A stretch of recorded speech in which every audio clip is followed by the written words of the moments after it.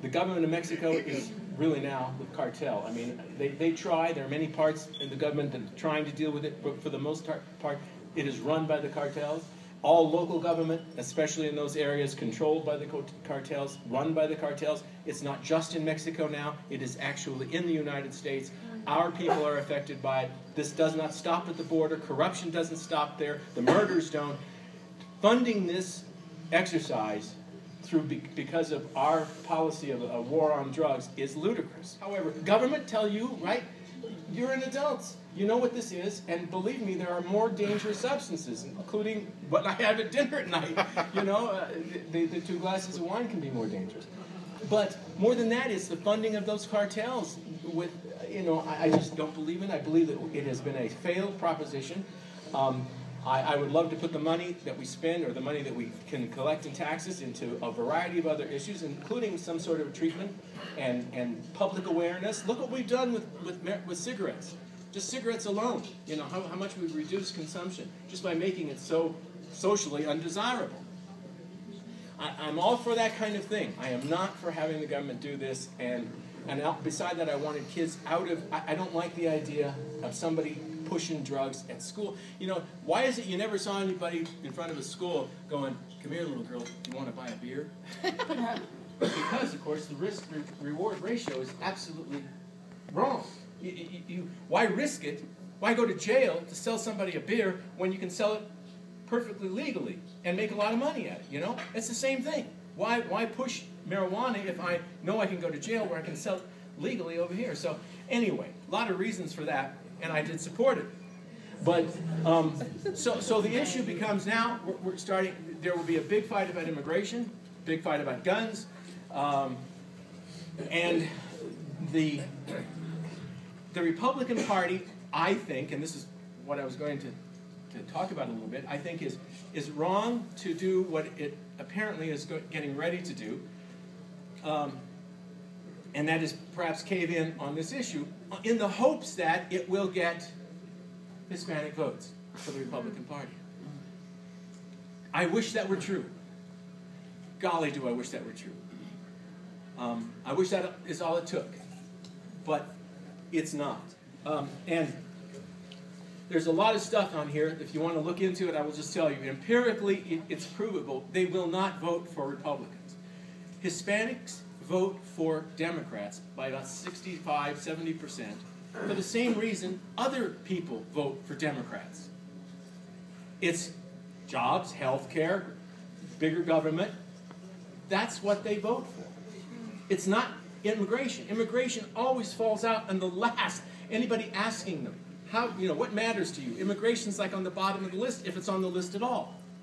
And you can look back at historically, again, the people, I mean, in presidential elections. Certainly, McCain would have been the Republican candidate to get those Hispanic votes. Do you remember this thing called McCain-Kennedy? It was the amnesty bill. McCain-Kennedy amnesty bill. There was no one. I was in a total of 9, as I was telling these folks here, I ran for president of the I ran for the Republican nomination for president. Quixotic, yes. All based on my desire to make this issue front and center. I was never going to be president. I was well aware of that. I mean, I wasn't delusional. The fact is, I desperately wanted this issue to be discussed, debated. I wanted our candidates to talk about it, and the only way I could do that is to get up there and make them. But I was scared to death. Absolutely. Bob Dole got 21% of Hispanic vote. George Bush the first, 25. George Bush the second, 35. His second term, 40. Let's see, Ronald Reagan, 37. Ronald Reagan, 35. All these people, all these Republican candidates got more of the Hispanic vote, percentage of the Hispanic vote, than John McCain. Now, admittedly, Romney got the least, well, no, not the least. He got 27% of the Hispanic vote. Dole got 21%. There's all kinds of stuff like this. I mean, tons of information. And all I tell the Republican Party is, if you're doing it because you believe you're going to get votes out of it, you're wrong. If you're doing it for some other reason, okay, but don't think that all of a sudden you're going to have these people come and vote for us. They're not. They're voting for Democrats. We have to convince them on other grounds and not on immigration. And of course, the more you open the doors of immigration, especially for the immigration of what it's called family reunification, which is like 90% of our immigration today, the more you're going to bring people in who are going to vote Democrat. That's why they're pushing it. They couldn't care less. You know, if you think for a moment that this is all being pushed by the Democrats because they are altruistic about these, forget it. I'm telling you, if these people came in and voted Republican, you would not see this kind of momentum on the part of the Democrats to open those borders or to keep that flow going like that. It is all political. It's political. Certainly, I'm saying it's political too. Do we want that? I mean, you want to import the people who are going to simply vote against you? And by the way, it's not changing. That's the worrisome part. We used to have it's historically accurate that immigration groups voted Democrat, you know, Irish, Italian. That's the way it happened, except for the Cubans. We lost that this time. We lost the Cuban vote this time.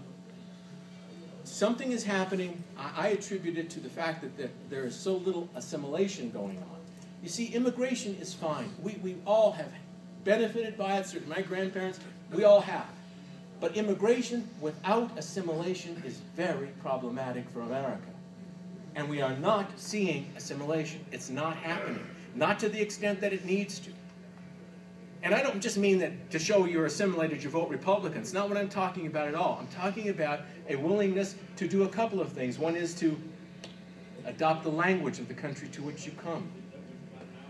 You guys, the fact that we are becoming a bilingual country, this is not necessarily, I wish I were personally bilingual, that would be great, but the idea of a country with two separate languages is a country with two separate nations, really. It's an indication of where your heart is and where your culture. This issue is a huge one. It will affect so many parts of our life. I love to get the debate on it going. I tried my best. I know every time I stand up to talk about it, somebody calls me a racist, a xenophobe, and all the rest of that stuff. And that's the tactic. If you can get away from the issue and attack the person, marginalize the person bringing the message, then you don't ever have to worry about the issue. And that is exactly, what did somebody call me again? What's that guy, Beckel, yesterday? You know? Yeah, tell him Tancredo. I don't know, I never watch it, believe me. I don't need the frustration, the aggravation. But what is the thing? Five, thank you, the five. Yeah, and he does this every time. Every time, he just brings me up out of nowhere. He's a racist, he hates Mexicans. You know, and people, he could say things like that, and you know, nobody says, what the hell are you talking about? Why would you say such a thing? And what proof have you got? I mean, it's got nothing to do. My position on immigration, I assure you, has nothing, absolutely nothing to do with race. With ethnicity, it's got nothing to do with it.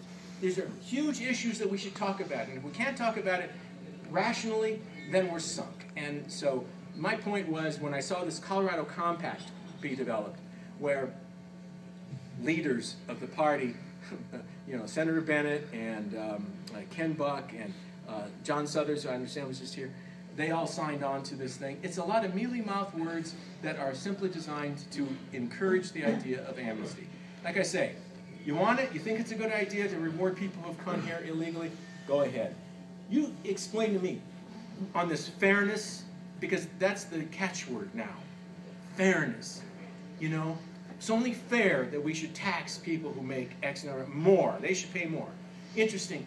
57% of Americans now agree, after we've Obamanized them, that you have to go after these people. By the way, I don't make $250,000. I make a lot less than that. Okay, so I'm not trying to protect my rice bowl here.